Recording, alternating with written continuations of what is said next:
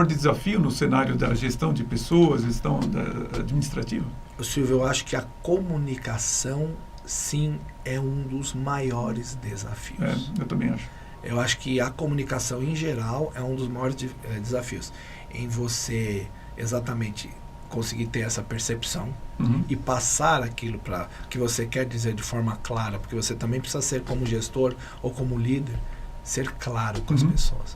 Você saber se as pessoas realmente entenderam o que você quis dizer e não entenderam o que elas pensam de acordo com a formação de cada um, porque isso também acontece. Não, né? e o viés, né? Às vezes a pessoa vem com um viés horrível naquilo que você fala e você diz, olha, mas eu não estou falando sobre isso, estou falando sobre outro assunto, é outra perspectiva. Eu aprendi isso, né, Silvio? Eu aprendi, no fim das contas, algumas vezes a gente deixa passar, mas você entendeu o que eu disse, mas entendeu o que do que eu disse? Exatamente. Porque a pessoa pode pensar, realmente entendi, mas não o que você quis dizer. Exato, né? Isso é importante. É super importante. E quando as pessoas me perguntam qual que é o principal soft skill que eu vejo, é a comunicação. Quer dizer, isso vale tanto para o gestor quanto para quem é o liderado. Sim, então, assim, a recomendação, eu gosto muito de falar para as pessoas, leia bastante, leia livros, leia bons livros clássicos, justamente para você adquirir as ferramentas necessárias para você ver pessoas em certas situações complexas, como que ela se saiu na sua comunicação, nas suas ideias, e você tem uma imaginação, inclusive, de como que é a pessoa com quem você está falando. Por exemplo, você imagine o que é, né? Eu estava pensando, enquanto você falava, descrevia o que aconteceu com a cidade dos seus avós, dos seus antepassados. Puxa, como que é a experiência deles, né? Ter vivido lá e hoje estar num país diferente, ter conseguido construir a vida deles aqui. Quer dizer, são experiências que nós não vivenciamos.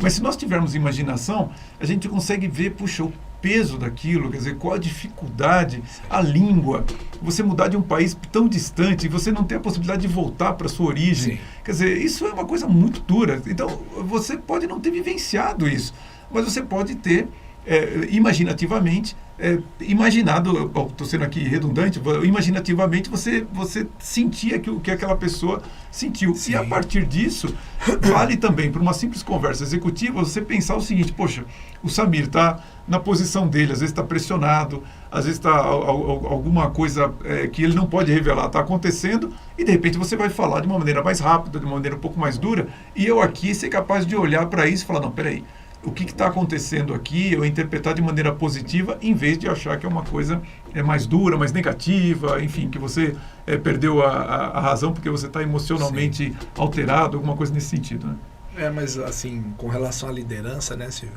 Acho que também é muito importante o líder, o gestor, ou quem quer ser, né, também, né, Silvio? Que a gente fala também para esse público, né? Sim, claro. A gente desenvolver a leitura das pessoas, a gente ter uma sensibilidade, tentar ter uma sensibilidade que te permita ler as pessoas de alguma forma, né? O tempo de cada um, a condição de cada um, a compreensão, e também exercitar a humildade. Exatamente, até porque o brasileiro ele tem uma cultura muito de consenso. Então, se você for duro o tempo todo, se você quiser se impor o tempo todo, você não vai conseguir. Você precisa conseguir conversar bastante com as pessoas, convencê-las e tudo mais, porque se você não tiver esse ímpeto, você vai ter muita dificuldade de liderar no ambiente brasileiro. Apesar de a gente ter falado um pouco sobre isso, mas que dica você daria, que orientação para um advogado ele ser um viabilizador de negócios e não um impedimento? Qual é a mentalidade que você tem que ter nesse sentido para que você pare de olhar, vamos dizer assim, o que impede de fazer o negócio e comece a ver qual é o caminho para chegar lá? Eu acho que é importante você saber ouvir. Saber ouvir. Né? Entendi. Vamos voltar nessa questão da percepção, né? É muito importante você saber ouvir aquilo que estão te passando. E muitas vezes a pessoa não consegue expor exatamente o que ela quer 100%. Entendi. Então, assim, saber ouvir às vezes também passa por um exercício de adivinhação. É verdade. Dentro de certos limites. Mas vamos dizer que você conviva com um diretor seu, o dono da empresa, ou algum gestor seu, independente do nível que você está. Então é importante você também no dia a dia perceber qual é a comunicação que aquela pessoa tem. É verdade. Porque se você prestar atenção, você criar um costume, você começa também a aprender como é que aquela pessoa pensa. E aí consegue tentar viabilizar dentro daquilo que ele quer e dentro daquilo que é possível as questões que ele está te solicitando. E não só inviabilizar. Então, para isso você precisa tentar entender a pessoa, compreender a formação, compreender o que ela quer entender, estar interessado, ser curioso para perguntar. Perfeito. Ser curioso na medida do limite que se é, né? A não ser fofoqueiro, ser curioso, acho que faz toda a diferença. Olha, o momento da empresa é esse. O que é que nós estamos querendo? É chegar aqui. Então eu estou entendendo o que aquela pessoa precisa de mim. Muito bom. Então 100% eu não vou conseguir entregar, mas eu consigo viabilizar 60%, 40%. Já é um passo. Casos em que o bom é melhor do que o ótimo. Entendi. E é interessante, né, Samir, porque tem uma frase que diz assim, que a maioria das pessoas ouve não para entender, mas para responder. E quando você ouve para entender, você consegue aumentar o seu panorama, vamos dizer assim, o seu horizonte de consciência, como se colocando nos sapatos, por exemplo, do Samir, e falar, pô, peraí, o que o Samir está vendo que eu não estou vendo? E isso faz toda a diferença para você entender a situação, o contexto, o que vem por aí e como contribuir com isso. Sim. E não procurar simplesmente dar uma resposta, na maioria dos casos, negativa para aquilo que você quer fazer. Samir, a gente tem um quadro aqui que é a notícia do dia, né? Então, o que eu estou trazendo aqui para a gente comentar? Eu estou vendo que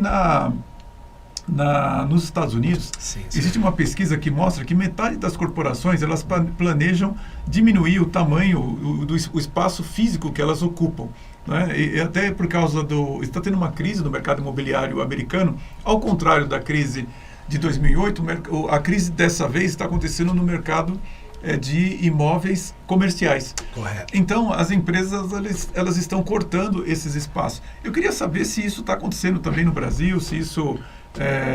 como que você vê essa ideia de diminuir os espaços, Sim. de você, de repente, ter uma forma de trabalhar mais híbrida? Como que é isso para você?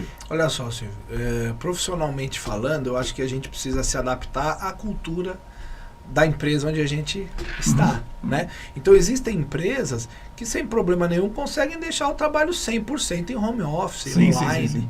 Existem outras que têm a condição de deixar um trabalho híbrido, né? Alguns dias durante a semana, o pessoal tem feito muito 2 dias na empresa e 3 em casa, ou a cada uma semana aparece uma vez ou 15 dias. É verdade. Mas assim óbvio que existem empresas que eu acho que tem muito a ver com trabalho operacional, por exemplo, em que eles têm que, infelizmente, acabar acompanhando a parte administrativa ou de escritório, acompanhando todo o ritmo da empresa. Então, uma empresa muito industrializada e tem seus processos feitos dia a dia na rua, com área de vendas e área operacional, ela precisa seguir muitas vezes esse tipo de atividade para poder sobreviver. É verdade. Tem muito a ver com a cultura, com a história, com as raízes daquela empresa. Empresa de gente que precisa ter contato pessoal. Hoje, obviamente, que as casas de vendas, as vendas são muito prósperas no meio online, mas ainda existem muitos estabelecimentos físicos que estão acostumados, precisam da visita do cliente, do vendedor, do supervisor comercial, né, Silvio? Então, olha, Samira, mesmo no meu trabalho, apesar de eu dar muito coaching e mentoria online, eu prefiro o presencial, porque é muito cansativo você ficar só no trabalho online. Então existe essa questão. Inclusive eu tive uma vez um executivo que ele era... da área de criação, ele era diretor de criação de uma agência. E ele reclamava exatamente isso, que às vezes aquilo que fazendo com todo mundo presente no escritório, ele demorava 5 minutos, no período da pandemia ele demorava 30 só para colocar todo mundo online. Verdade. Entende? Então, assim, existem situações que realmente o online ele atrapalha bastante na velocidade de você conseguir obter uma resposta. E uma outra coisa também que até nós falávamos aqui um pouco antes de começar a gravação, é que quando você está online, você perde aquela conversa de cafezinho, né? Sim. Que é importante para quando você tem aquela rusga, aquele momento que ficou um pouco mais tenso, você chegar no cafezinho e falar, você está tudo bem, o que aconteceu? Quer dizer, e também você saber um pouco os bastidores do que está rolando na empresa, né? E essa questão cultural realmente ela afeta muito. Eu sou uma pessoa muito de gente. Sei. Eu gosto de estar envolvido com gente, eu gosto de ouvir a história da vida das pessoas. Ah, que bacana. Eu gosto de ouvir as dificuldades muitas vezes que as pessoas estão passando, até para de repente poder compreender melhor o que está acontecendo naquele momento profissional, sabe? Às vezes a pessoa tem um parente doente, às vezes a pessoa está passando por uma separação no casamento, às vezes a pessoa está num momento de vida que ela está precisando de dinheiro e isso está gerando, quer dizer, além do que a gente trocar experiência, a gente saber, a gente aprende muito. Eu aprendo muito observando a história das pessoas, Uhum. sabe? Tem gente que não gosta de falar e tá tudo ok. Não, Não, é que eu só perguntando, né? E não só não gosto de falar, mas até para que você que está começando na carreira executiva, existem, na verdade, duas linhas de pensamento a respeito disso, né? Existe uma linha de pensamento que diz assim, não, o gestor ele não tem que se preocupar com a vida dos seus liderados, o importante é o resultado, ele ir atrás, as pessoas têm que resolver os seus problemas particulares por conta própria. Existe uma segunda linha, que é essa que o Samir está se referindo, que eu também apoio, diz assim, olha, você vai liderar muito melhor se você entender o contexto, inclusive das questões particulares no qual o seu liderado está envolvido.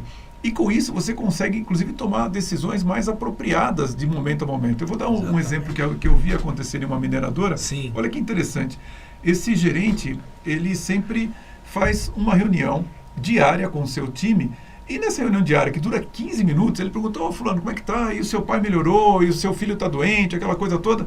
E nessa reunião ele começa a descobrir, por exemplo, olha, tem um cara ali que o pai estava doente, ainda não melhorou, o filho não está passando muito bem, foi hospitalizado. Então o que ele fazia? A hora que acabava essa reunião, essas pessoas, ele falava assim, fulano, olha, hoje eu quero que você faça um relatório. Para mim não precisa descer lá na mina, por quê? Porque quando descia na mina, primeiro, ele precisa estar focado ali, porque é uma situação de risco de vida, inclusive. E segundo ponto, ele fica mais tranquilo, ele trabalha e, por exemplo, se ligar do hospital, alguém tem uma notícia para dar, ele não vai ficar com aquela tensão que ele ficaria se ele estivesse dentro da mina. Ou seja, ele tomava essas decisões levando em conta essas questões particulares também. Eu acho que isso aumenta a performance da gestão de pessoas. Isso ajuda muito. Ajuda muito. Óbvio que no fim das contas, Silvio, nós estamos lá para trabalhar. Uhum. Nós estamos lá, o motivo é o trabalho. Uhum. Né? O motivo é no fim do dia ou na última linha lá do balanço. Exatamente. O resultado. Sem dúvida. Isso é fato. Só que nós podemos usar esse motivo final, esse Exatamente. objetivo final, que é o resultado, e para chegar até ele, nós podemos usar ferramentas mais humanas. Sim, e quando você tem essa preocupação da humanização da gestão, no momento crítico que você puder demandar das pessoas algo, um sacrifício, ela vai estar melhor preparada para isso. Fala, poxa, a empresa ali, ela me ajudou no momento que eu precisava, agora eu também tenho que dar um pouco mais aqui, porque a empresa está precisando disso. Né? Eu acho que tudo isso é um trade-off, é um equilíbrio que tem que ter.